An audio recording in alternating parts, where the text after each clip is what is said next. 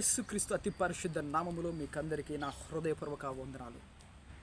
సహోదరి సహోదరులారా, ఈరోజు మనము దేవుని కృప వలన వాళ్ళందరినీ మళ్ళీ చూస్తూ వందనాలు చెప్తూ మీరందరూ ఈరోజు నాతో సహా మీరందరూ మనమంతా నిజంగా బ్రతికి దేవుని స్తుతిస్తున్నామంటే దానికి దేవుని కృపయే కారణం. కృప వలన మనము ఇప్పటి వరకు బ్రతికి ఆయనకు హృదయపూర్వక వందనాలని తెలియజేస్తున్నాము. ఇంకా టాపిక్లోకి వెళ్తే, యేసుక్రీస్తు నామములో ఎంతోమంది క్రైస్తవులకు ఎన్నో ఆలోచనలలో డౌట్స్ ఉండొచ్చు. ఎలాంటి డౌట్స్ అంటే, వాళ్ళందరూ ఎంతగానో దేవుని నమ్ముకుని ఉంటారు. ఎలా అంటే, యేసుక్రీస్తు నామములో బాప్తిసం పొందుకుని మారు మనసు పొంది వారి జీవితాన్ని ఎంతో ఆత్మీయంగా ముందడుగు వేస్తూ ఉన్న వారి జీవితంలో ఎదుగుదల ఉండదు, ఆశీర్వాదం ఉండదు, దీవెన ఉండదు, శపించబడి ఉంటారు. శపించబడిన జీవితంలో వాళ్ళ వల్ల కానీ సతాయింపులు, దరిద్రము, వీటన్నిటి భరించలేని స్థితిలో వారు బ్రతుకుతూ ఉంటారు. అటువంటి వారి పరిస్థితి ఎందుకు అలా ఉంది, ఎందుకు అలాంటి స్థితిగతులలో నడుస్తున్నారో, వారి జీవితం ఎందుకు అలా ఉంది, ఇలాంటి విషయాలన్నింటినీ చాలామందికి తెలియవు. చాలా వరకు క్రైస్తవులందరిలో ప్రశ్నలు ఇలాంటివే. ఎందుకంటే వారి జీవితము ఎంత ఆత్మీయంగా బ్రతికినా, ఎంత ప్రార్థనలు చేసినా, ఎంత ఆత్మీయంగా బ్రతికి ప్రార్థనలు చేస్తూ, వాక్యపరిచయం చేస్తూ, ఎంతో సువార్తలు చేస్తూ ముందడుగు వేస్తూ ఉన్న తన ఆత్మీయ జీవితంలో కానీ, తన మామూలు బ్రతుకులో కానీ రిజల్ట్ ఉండదు, ఆశీర్వాదం ఉండదు, రిజల్ట్ ఉండదు. వాళ్ళ స్థితి ఇంత దారుణంగా ఉంటుంది. అసలు వాళ్ళు విడిపించుకోలేని స్థితిలో ఉంటారు ఆ శాపాన్ని, దరిద్రాన్ని. ఎందుకంటే ఆయన పొందిన గాయంతో స్వస్థత ఉంది అంటారు, కానీ స్వస్థత కలగదు. ఎంతోమంది యేసు నామములో శాపాలు లేవు, దరిద్రం లేదు, పాపము లేదు, వీటన్నిటిని ఆయన భరించాడు, ముగించాడు. నువ్వు ఆశీర్వాద స్థితిలోనే ఉండాలి, నువ్వు ఆశీర్వాదానికి కర్తవి. ఈ రోజే యేసయ్య నీ హృదయంలోకి వస్తే నువ్వు సంతోష సమాధానంతో ఆనందంగా ఉంటావు. ఇలాంటి విషయాలు చెప్తూ ఉంటారు, కానీ వారి జీవితంలో రిజల్ట్ అనేది ఉండదు. ఎందుకు అంటే, వారి జీవితం ఎలాంటి స్థితిలో ఉంది అంటే, వారి జీవితం ఎలాంటి రాజ్యం కింద బ్రతుకుతుంది అంటే, ఎందుకంటే మనకు తెలియని, కనపడని ఎన్నో రాజ్యాలు ఈ భూమి మీద ఉన్నాయి. అలాంటి రాజ్యాలు ఆత్మీయ పరిధిలో, స్పిరిచువల్ రెల్మ్స్, ఆత్మీయ పరిధిలో ఆ రాజ్యాల యొక్క అధికారం మన మీద చలాయించబడుతుంది. మన ఆత్మీయంగా ఎంతో క్రైస్తవత్వాన్ని వెంబడిస్తూ ఉన్నప్పుడు ఎన్నో ఆపోజిట్ స్పిరిచువాలిటీస్ అండ్ ఇజమ్స్ అండ్ మతాలు ఎన్నో మనకి ఆత్మీయంగానే మనల్ని కృంగదీస్తాయి, దరిద్రంలో, శాపంలో ఉండేటట్టు చేస్తాయి. ఎందుకంటే మన ఐడెంటిటీ మారాలి, ఆత్మలో మన ఐడెంటిటీ నీతిమంతునిగా కనపడాలి, నీతిమంతుని ఆత్మీయ అనుభవం లేక మనం రావాలి, నీతి స్థితిని ధరించాలి. నీతి స్థితిని కాకుండా ఇంకా పాప స్థితిలోనే మనం ఉంటే, మన ఆత్మస్థితి పాప స్థితిలోనే ఉంటే చాలా వరకు మనం శాపం నుంచి విడిపించబడలేము, పాపం నుంచి విడిపించబడలేము. మీకు అర్థం కావడానికి ఇంకో విషయంగా ఏ విషయాలు చెప్తున్నారంటే, నిజంగా మనము కొన్ని రూల్స్ మాత్రమే ఫాలో అవ్వగలం, కొన్ని రూల్స్ ఫాలో అవ్వలేము. అలాంటి రూల్స్ అంటే అవి దారుణమైనవి, చెప్పలేనివి, చెప్పసక్యము కానివి. అలాంటి రూల్స్ కొన్ని ఉంటాయి, కానీ ఫాలో అవ్వలేము. కాకపోతే ఈ ఆత్మీయ రెల్ప్స్లో ఉండే ఈ ఆత్మీయ డొమినియన్స్ అనేవి చాలా వరకు మన మీద అధికారం చలాయిస్తూ ఉంటాయి. చాలామంది మనస్సులు మనల్ని ఏలుతూ ఉంటాయి. మన మనస్సుల్ని ఏలనివ్వవు. యేసయ్యని కంప్లీట్గా మన హృదయంలోకి అంగీకరించము. కొన్నిసార్లు ఆత్మని పొందుకున్నాము అనుకుంటూ ఒక భ్రమలో ఏదో దురాత్మని పొందుకుంటాం, పరిశుద్ధాత్మని పొందుకొని ఉండము, శపించబడిన ఆత్మని పొందుకొని ఉంటాం. అందుకని చాలా వరకు శాపాన్ని అనుభవిస్తూ ఉంటాం. ఆశీర్వాదపు ఆత్మని పొందుకోకుండా శపించబడిన ఆత్మని పొందుకుంటూ, అలాంటి మబ్బులో బ్రతుకుతూ, చీకటి జీవితంలో బ్రతుకుతూ, అలా ఎంత నువ్వు ఆత్మీయత చేసినా వ్యర్థము. అర్థమవుతుందా మీకు అందరికీ? స్పిరిచువల్ డొమినియన్స్ ఎలాంటివంటే, మామూలుగా యేసుక్రీస్తు దేవుని రాజ్యాన్ని ప్రకటించాడు, దేవుని రాజ్యాన్ని ఇంప్లిమెంట్ చేశాడు, దేవుని రాజ్యం కోసమే ఆయన బ్రతికాడు, దేవుని రాజ్యాన్నే ఇంట్రడ్యూస్ చేశాడు లోకానికి. ఆ దేవుని రాజ్యం ఎలా ఉండేది అంటే, ఏ రూలు వర్తించదు, ఏ రూలు ఆ దేవుని రాజ్యం దగ్గర, యేసయ్య దగ్గర వర్తించదు. ఇప్పుడు కళ్ళు లేవు అంటే కళ్ళు లేవనే, ఇంకా కళ్ళు కావాలి అంటే వేరే వాళ్ళ కళ్ళు పెట్టడము, లేకపోతే ఇంకా ఆ వ్యక్తి కళ్ళు రిపేర్ చేయించుకోవడం, లేకపోతే హాస్పిటల్ వెళ్ళడము, ఇలాంటివి ఏదో ఒకటి చేయించుకోవాలి. కానీ యేసయ్య ఏం చేశాడంటే సింపుల్గా కళ్ళు ఇచ్చాడు. కళ్ళని సింపుల్గా ఇచ్చేశాడు.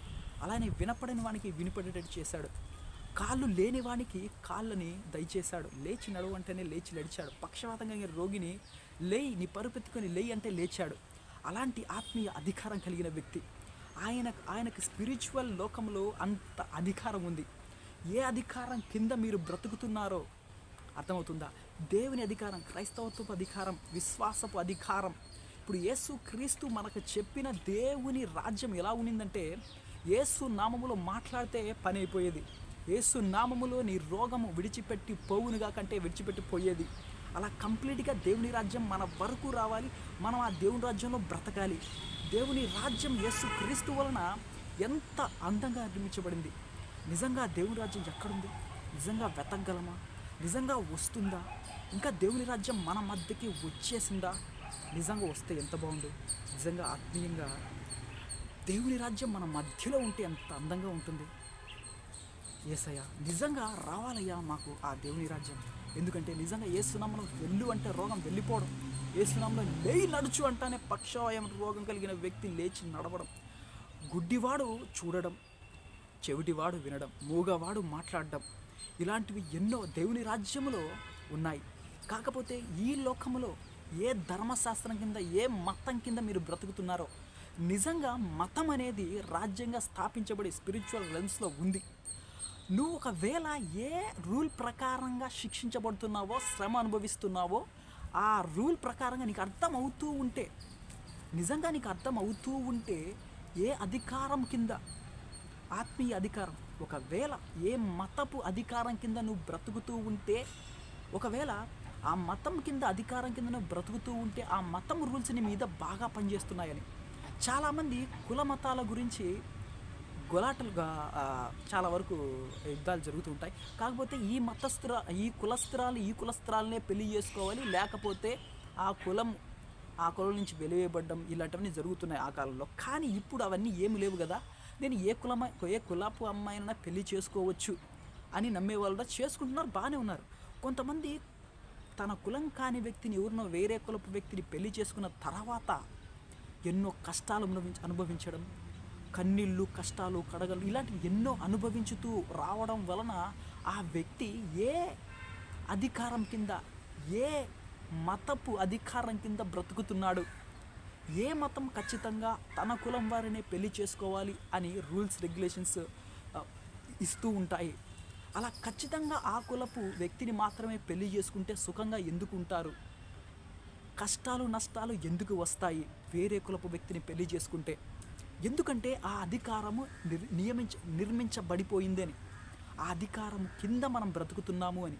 ఒకవేళ ఆ అధికారం కింద మనం బ్రతుకుతున్నట్టు మనకు అర్థమవుతూ ఉంటే, మనము ఎలాంటి వారము? నిజంగా అధికారంలో మనం బ్రతకగలమా? అన్నీ చేయగలమా? ఒకవేళ ఎన్నో మన మీద శాపము, దరిద్రము, ఇవన్నీ మన మీద వర్కౌట్ చేస్తూనే ఉంటాయి. మనం చెప్తూ ఉంటాం, యేసయ్య నేను నమ్ముకున్న తర్వాత ఈ శాపం నా మీద పనిచేయకూడదు కదా ప్రభువా, ఈ పాపం నా మీద అధికారం చలాయించకూడదు కదా ప్రభువా, ఫ్రీడమ్ ఇచ్చారు కదా ప్రభువా, అయితే మళ్ళీ మా మీద ఇలాంటి అధికారం ఎందుకు చలాయించబడుతుంది? మేము నిజంగా దేవుని రాజ్యంలోకి వచ్చామా లేదా?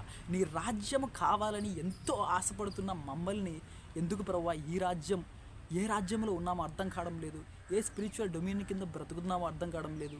ఇంకా విరగొట్టాల్సినట్టు ఎన్నో ఉన్నాయి.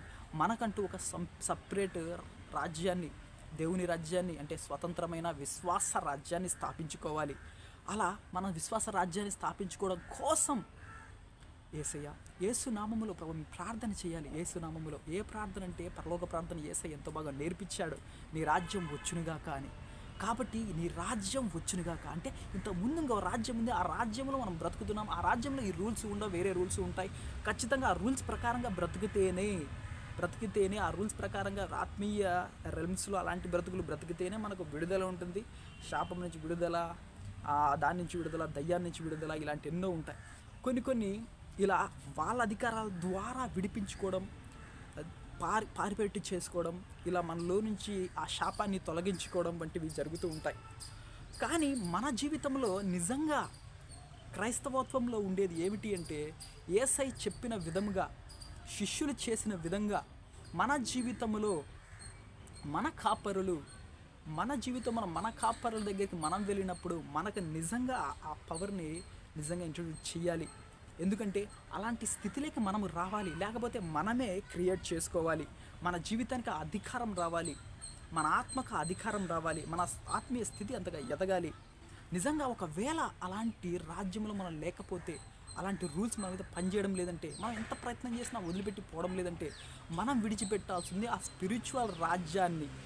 అర్థమవుతుందా? మనము విడిపించుకొని రావాల్సింది ఆ ఆత్మీయ పరిధిలో ఏలుతున్న ఆ స్పిరిచువల్ అధికారం నుంచి మనం విడిపించుకొని, ఎక్కడైతే దేవుని రాజ్యం ఎక్కడైతే కంప్లీట్గా నెరవేర్చబడుతుందో అక్కడికి వెళ్ళాలి. నిజంగా యేసుక్రీస్తుని నమ్ముకుంటే ఇవన్నీ ఫెసిలిటీస్ ఉంటాయి. కాకపోతే ఇవన్నీ లేకపోయినా మేము బ్రతకగలము, మాకేం అవసరం లేదు, మాకు యేసే మేము నమ్ముకున్నాము, ఇవన్నీ మా జీవితంలో జరగకపోయినా మేము నమ్ముకున్నాము, మేము నమ్మి యేసయ్యని నమ్ముకున్నాం కాబట్టి మాకు కావాల్సింది మాకు వస్తుంది, మాకు రావాల్సింది వస్తుంది. ఎందుకంటే కొంతమంది ఆశీర్వాదాల గురించి ఆలోచించారు. చాలామంది సూటిపోటి మాటలు మాట్లాడుతూ ఉంటే, సరే అవును ఏమైతే మీ దేవుని గిట్ట మా దేవుడు ఏం పని చేయలేడు, వేస్ట్ అనుకో, సరే వదిలేసేయండి అనుకుంటా ఇలా జీవిస్తూ ఉంటారు. కాంప్రమైజ్డ్ జీవితాన్ని జీవిస్తూ ఉంటారు. కానీ చాలామంది కాంప్రమైజ్ అవ్వడం చాలా ఇష్టం ఉండదు. యుద్ధం చేయాలనుకుంటారు, మాట్లాడాలనుకుంటారు. ఎందుకు మా జీవితం ఇలా ఉందో మాకు తెలుసు, మేము చెయ్యగలము, అధికారంతో వెళ్ళగొట్టగలము, మాకు అన్ని విషయాలు తెలుసు అని ఇలా కూడా చాలామంది తెలుసుకొని మాట్లాడే వాళ్ళు ఉన్నారు. తెలియక చాలామంది ఏమవుతున్నారంటే, వారి జీవితాన్ని ఇంకా శాపగ్రస్తమైన జీవితంలో జీవిస్తూ, శపించబడిన జీవితంలో జీవిస్తూ ఇలానే ఉన్నారు. కాబట్టి మనం ఏం చేయాలి అంటే, ఇప్పుడు లాజరు ధనవంతుడు అనే కథ కూడా మనం విన్నాం. ఇప్పటి వరకు మనం ఒకవేళ ఆశీర్వాదం లేకపోయినా, దరిద్రములనే బతుకుతున్నా, ఈ దరిద్రములను చచ్చిన లాజరు వలె అబ్రహాం రొమ్మున ఆనుకొని సంతోషంగా ఉండొచ్చు. ఎందుకంటే మనం ఎంత కాలమైనా కూడా అధికారం కింద కాంప్రమైజ్ అవ్వకుండా యేసయ్యని నమ్ముకొని చావరైన చస్తాని కానీ, వేరే మతాన్ని కానీ, వేరే దేవుని కానీ నేను కొలవను, వేరే దేవుడు నాకు అవసరం లేదు అని ఖచ్చితమైన నిర్ణయంతో నువ్వు బ్రతకుతూనే ఉండొచ్చు. అలా బ్రతికి దరిద్రంలోనే చావచ్చు, దరిద్రంలోనే చచ్చి పరలోకంలో ఆనందించవచ్చు, పరదేశంలో సంతోషంగా ఉండొచ్చు. కాకపోతే దేవుడిని నమ్ముకున్న తర్వాత, యేసయ్యని నమ్ముకున్న తర్వాత మనకు ఆశీర్వాదాలు లేవా? శపించబడిన జీవితం నుంచి విడిపించబడలేమా? నిజంగా యేసయ్య చెప్పిన విధంగా ఒక పాట ఉంది, చాలా అద్భుతమైన పాట.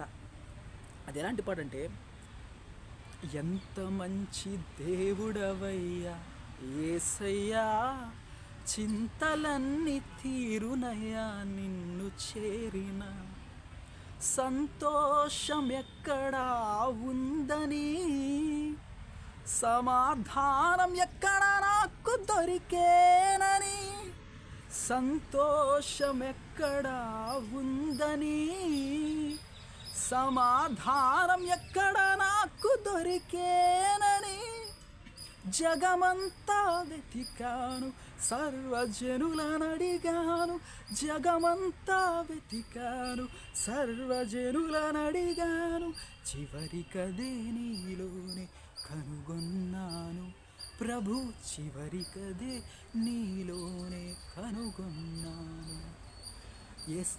యేసయ్యని వెంబడించిన, యేసయ్యని చేరుకున్న, చివరికి ఆయనలో కనుగొనే విషయాలు సంతోషం, సమాధానం, ఆనందం. ఒకవేళ నీవు ఎన్ని కార్లున్నా, బిల్డింగ్లున్నా, అన్నీ ఉన్నా, సంతోషం లేకపోతే, సమాధానం లేకపోతే కంప్లీట్గా వాటిలో నువ్వు సంతోషంగా, సమాధానంగా ఉండలేవు.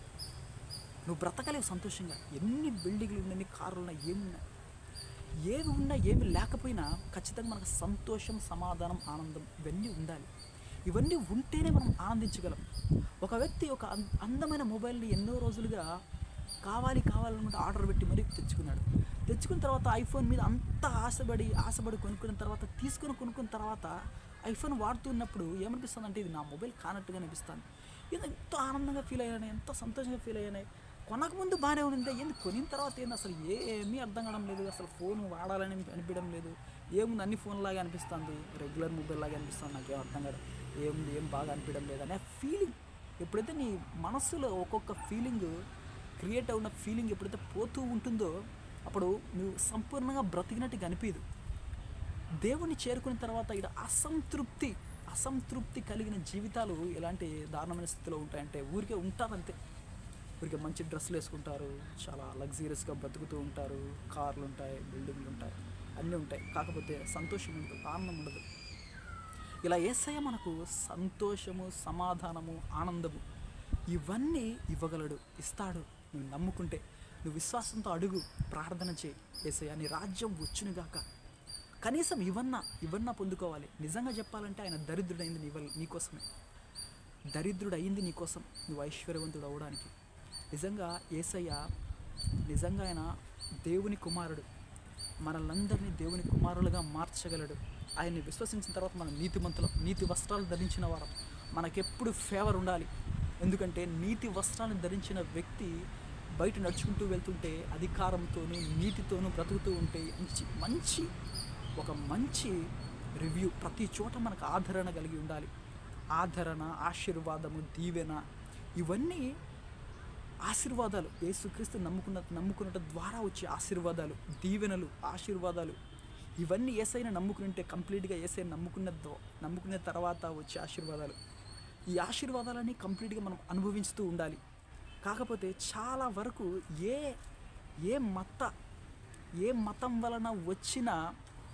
మతం వలన ఏం క్రియేట్ అవుతాయంటే కొన్ని మతంలో నుంచి వచ్చేవి, కొన్ని మతంలో నుంచి పుట్టేవి. మతం వలన ఇది చేస్తే ఇది జరుగుతుంది, ఇది చేస్తేనే మీ జీవితంలో ఇది జరుగుతుంది. పాపానికి ఇప్పుడు మనం పాపం చేసిన తర్వాత ఇజ్రాయేలీలందరూ ఏం చేస్తున్నారంటే ఆ కాలంలో ప్రత్యక్ష గుడారం దగ్గర సొలొమోను కట్టించిన మందిరం దగ్గర బలి అర్పిస్తున్నారు. ఎందుకంటే పాపం చేసిన తర్వాత ఇజ్రాయేలీల కోసము యాజకుడు అక్కడ ఒక గొర్రెను కావచ్చు, ఒక గొర్రెని బలి ఇచ్చిన తర్వాత యేసుక్రీస్తు దేవుడు దాన్ని అంగీకరించాలి. ఖచ్చితంగా అంగీకరించడం కోసమే ఆ బలి అనేది ఖచ్చితంగా ఇస్తూ ఉంటారు. అలాగనే ఈ కాలంలో మతంతో పాటు కొన్ని ఆచారాలు వస్తుంటాయి. ఆచారాలు చేస్తేనే ఈ పనులు అవుతాయి. మీ జీవితంలో ఏదైనా జరగాలి అంటే ఈ మతానికి సంబంధించిన ఆచారం మీరు పాటిస్తేనే జరుగుతుంది, లేకపోతే జరగదు. ఇది ఎప్పుడైతే యేసుక్రీస్తు వారు భూమి మీదకి వచ్చి ఆయన దేవుని రాజ్యం గురించి ప్రకటించారో అప్పుడే ఏమైందంటే విడుదల కలిగిపోయింది మనకి. ఇంకా మతాన్ని నుంచి వచ్చిన ఆ యొక్క మతం నుంచి వచ్చిన ఆ అలవాట్లు, ఆ పర్టికులర్ రూల్స్, అవన్నీ ఏవి మన మీద పనిచేయవు. కాబట్టి మతం నుంచి వచ్చిన ఆ నమ్మకాలతో పాటు కొన్ని ఆచారాలు, మత ఆచారాల ప్రకారంగా కొన్ని విషయాలు చేయాలి. ఆ విషయాలు చేస్తేనే మీ జీవితంలో పనులు అవుతాయి. ఇది జరగాలంటే ఖచ్చితంగా మతం ప్రకారంగా ఏ ఆచారాలు ఉన్నాయో ఆచారాలు చేస్తేనే పనులు అవుతాయి అనే ఈ స్థితి నుంచి మనల్ని బయటికి తీసుకొని వచ్చి స్వతంత్రులుగా చేసి విడుదలను కలిగించి, యేసునామంలో మనకి విడుదల కలిగించి, ఎలా అంటే మనకు ఏదన్నా అవ్వాలి అంటే యేసునామాన్నే వాడాలి. ప్రతిసారి యేసునామాన్నే వాడుతూ ప్రతిసారి యేసునామంతోనే మనకు విడుదల, విజయము, ఆశీర్వాదము, దీవెన, ఇలా మీరు ప్రతిసారి దేవుని రాజ్యంని అడగాలి. నీ రాజ్యం వచ్చునుగాక. మీరు వచ్చేంతవరకు అడగాల్సిన ప్రార్థన యేసునామములో ఆ రాజ్యం కావాలి. ఆ రాజ్యం వచ్చిన తర్వాత నేను విడుదల పొందుకొని యేసునామములో అధికారాన్ని వాడగలను. నిజంగా క్రిస్టియానిటీకి సంబంధించిన, క్రైస్తవత్వానికి సంబంధించిన విలువైన విషయంగా ఈ విషయాన్ని తీసుకొని విశ్వాసులు అనే పేరు నిలబెట్టుకోవాలని ఎంతగానో కోరుకుంటున్నాను. నిజంగా విశ్వసించాలి, నిజంగా నమ్మి యేసునామములో ఎదురించుకొని వెళ్ళాలి. నమ్మి యేసునామములో నీ జీవితంలో క్రియ చేసుకోవాలి. నమ్మి యేసునామములో బలాన్ని క్రియేట్ చేసుకొని, నమ్మి నీ జీవితంలోంచి విడుదల, శాపం నుంచి విడుదల, దరిద్రం నుంచి విడుదల, ఈ దరిద్ర స్థితి నుంచి విడుదల, నీ ఉండే ఏ పరిస్థితుల నుంచైనా విడుదల నీకు నువ్వే క్రియేట్ చేసుకోవాలి. అర్థమవుతుందా? యేసునామములోనే, యేసుక్రీస్తు అతి పరిశుద్ధ నామములో ఈ వాక్యాన్ని దీవించి ఆశీర్వదించును కాక. ఆమేన్.